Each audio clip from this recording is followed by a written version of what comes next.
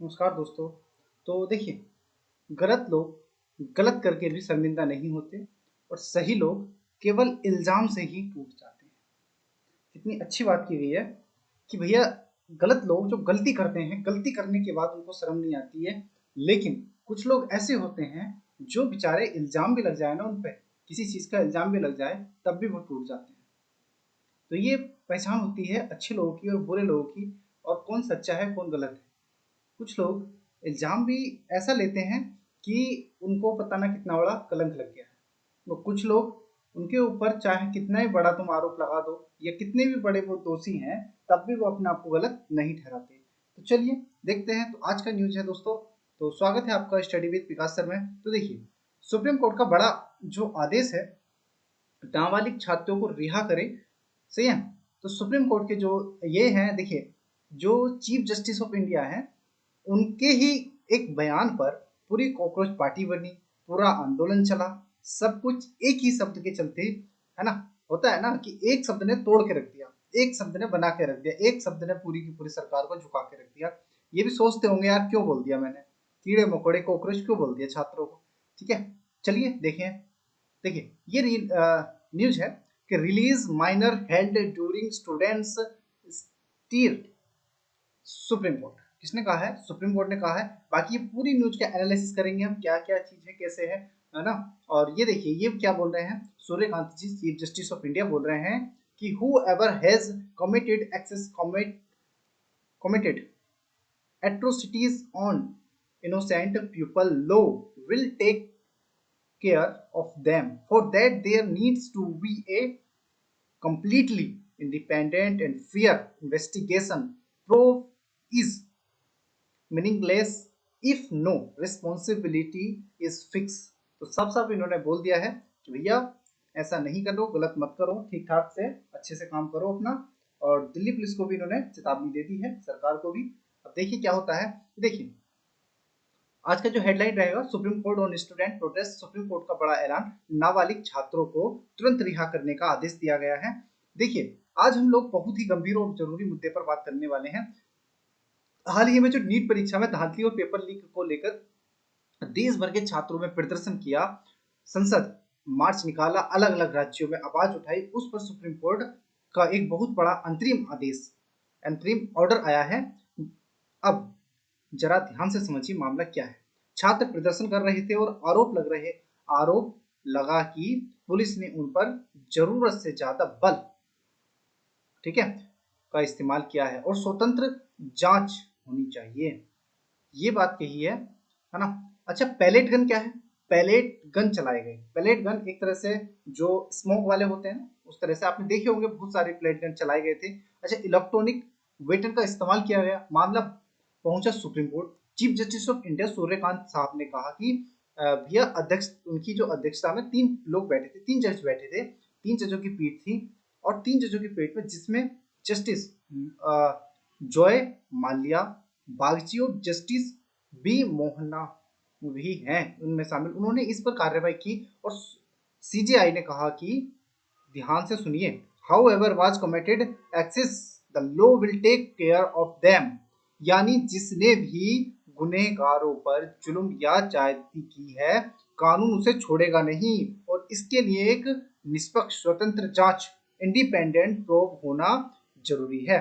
उसके बाद अरे भाई देखो, कोर्ट ने सख्त लहजे में दो चार पांच बड़ी बातें कही हैं। नाबालिग को, मतलब जो माइनर है, कि तुरंत रिहाई हो।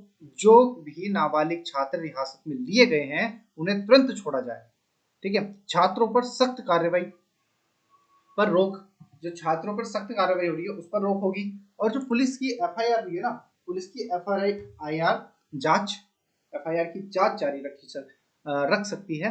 लेकिन जिन छात्रों का कोई पुराना आपराधिक इतिहास, मतलब कि जो क्रिमिनल उनका एंडेंट्स नहीं है, मतलब पुराना इतिहास नहीं है, पुराने से वो किसी अपराध में दोषी नहीं ठहराए गए हैं, तो उन बच्चों पर कार्रवाई दंडात्मक या कठोर कार्रवाई नहीं होगी। सबूतों को सुरक्षित रखो, CCTV footage, drone recording, body worn camera और पीसीआर कॉल रिकॉर्ड, ये सारी सुरक्षित रखना है।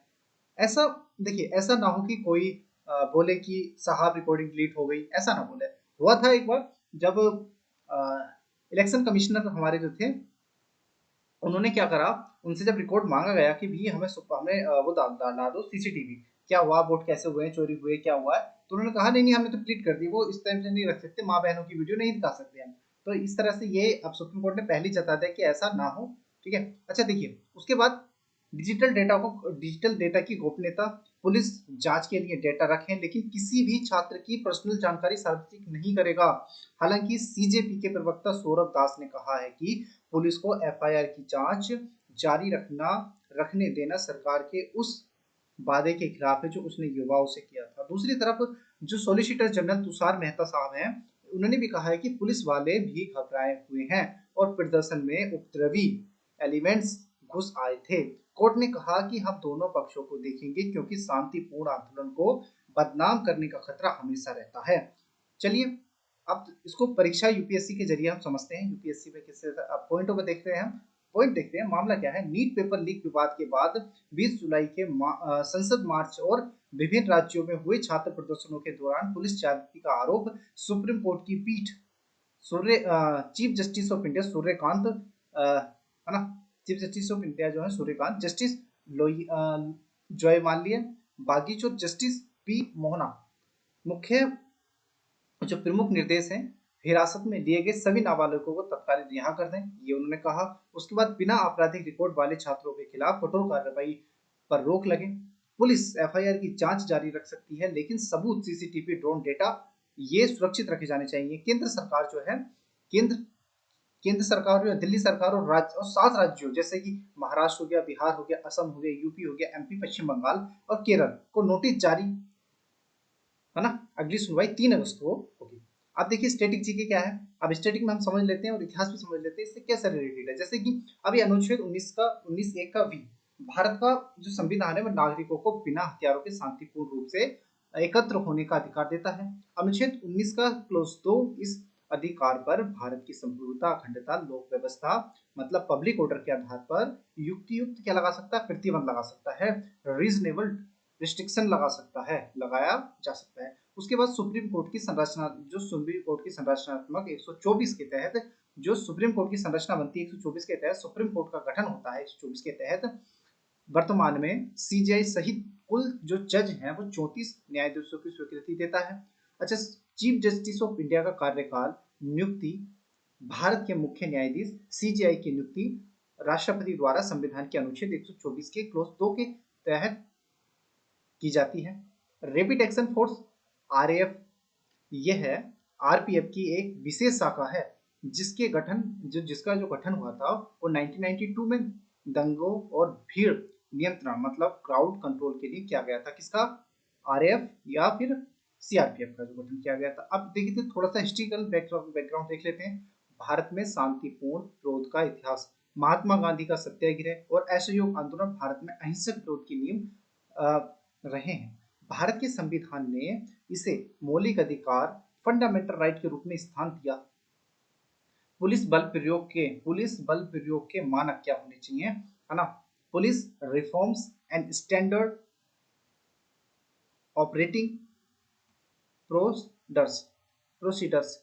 सबसे पहले जो चेतावनी देनी होती है, फिर पानी की बौछार, पहले चेतावनी दोगे, फिर पानी की बौछार, वाटर कैनन, फिर आंसू गैस, टीयर गैस और अंत में न्यूनतम बल मतलब मिनिमम फोर्स का प्रयोग करना होता है। इस तरह से एक जिस भी प्रोटेस्ट को दबाना है वो इस तरह से कंट्रोल किया जाता है। कश्मीर से इतर पैलेनेट गन जो थी, पीएजीज का प्रयोग, प्रोजेक्टाइल एक्शन गन पीएजी और पैलेट गन का प्रयोग नागरिक प्रदर्शनों में हमेशा से मानवाधिकारों और अदालती समीक्षा के दायरे में रहा है। केस लॉ के संदर्भ में देखते हैं। रामलीला मैदान वाक्य है, केस है 2012 का, में सुप्रीम कोर्ट ने माना था कि नींद का अधिकार और शांतिपूर्ण प्रदर्शन का अधिकार मौलिक अधिकारों का हिस्सा है और पुलिस द्वारा रात में बेवजह बल प्रयोग अनुचित था। पुलिस बल प्रयोग नहीं कर सकती क्योंकि बल प्रयोग करा था रात के अंधेरे में 2012 में। ठीक है, अच्छा ये स्टैटिक है थोड़ा सा और ये जो है यूनाइटेड स्टेट का है। अब ये हमारा पहला क्वेश्चन है जो आपको मुझे इसका आंसर बताना है। भारतीय संविधान का कौन सा अनुच्छेद शांतिपूर्ण सभा करने का अधिकार प्रदान करता है? अनुच्छेद कौन सा? इसका डायरेक्ट आंसर बता देंगे, आपने कमेंट बॉक्स में बताया होगा, आर्टिकल 19 का 1 का सब क्लॉज बी। ओके, उसके बाद आज का क्वेश्चन है कि भारतीय संविधान के तहत एकत्रित होने की स्वतंत्रता, फ्रीडम ऑफ असेंबली के संदर्भ में निम्नलिखित पर विचार कीजिए। पहला कथन है संविधान के अनुच्छेद 19 के 1 का सब क्लॉज बी के तहत बिना हथियारों के शांतिपूर्ण एकत्रित होने का अधिकार एक मौलिक अधिकार है। उसके बाद दूसरा है इसमें ऑप्शन बी, इस अधिकार पर राज्य द्वारा लोक व्यवस्था, पब्लिक ऑर्डर और भारत की संपूर्णता व अखंडता के आधार पर युक्तियुक्त निर्वर्धन लगाया जा सकता है। इस अधिकार में बिना अनुमति के किसी भी सरकार या निजी संपत्ति पर विरोध प्रदर्शन करने का अधिकार शामिल है। तो इसमें राइट आंसर क्या होगा? राइट आंसर होगा 1 और 2। तो तीसरा गलत है। कथन समझ लेते हैं इसके, 1 और 2। कथन 3 गलत है क्योंकि मौलिक अधिकार दूसरे के अधिकारों या सार्वजनिक संपत्ति के अतिक्रमण पर अनुमति नहीं देते।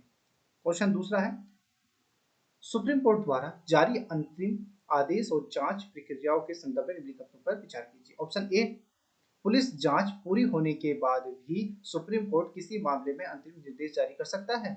ऑप्शन बी, सुप्रीम कोर्ट मौलिक अधिकारों के उल्लंघन के मामले में अनुच्छेद 32 के तहत अंतरिम राहत और कथन जांच के आदेश दे सकता है। ऑप्शन 3 सी, सुप्रीम कोर्ट केवल सिविल मामलों में ही साक्ष्यों जैसे सीसीटीवी, डिजिटल डेटा को सुरक्षित रखने का निर्देश दे सकता है। ऑप्शन डी, उपरोक्त में से कोई नहीं। तो इसका राइट आंसर है बी, सुप्रीम कोर्ट मौलिक अधिकारों के उल्लंघन के मामले में अनुच्छेद 32 के तहत अंतरिम राहत और स्वतंत्र जांच के आदेश दे सकता है। अब आपके लिए रिवीजन क्वेश्चन है, ठीक है, रिवीजन क्वेश्चन है सूचना प्रौद्योगिकी अधिनियम आईटी एक्ट 2000 के अंतर्गत सेफ हार्बर सुरक्षित आश्रय प्रावधान के संदर्भ में निम्नलिखित पर विचार कीजिए। 69 मध्यवर्ती, चलिए इसको पढ़ के आप इसका आंसर देंगे। वैसे आंसर तो मैंने दे रखा है, इसको हटा देता हूँ। चलो इसका आंसर देंगे आप सब लोग अच्छे से।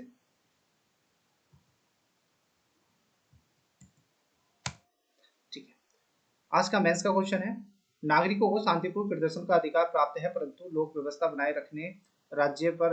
अब इसका भी मैथ्स का आंसर भी देंगे और आप इसको पढ़ के अच्छे से इसका आंसर देंगे और लिखेंगे 250 शब्दों में।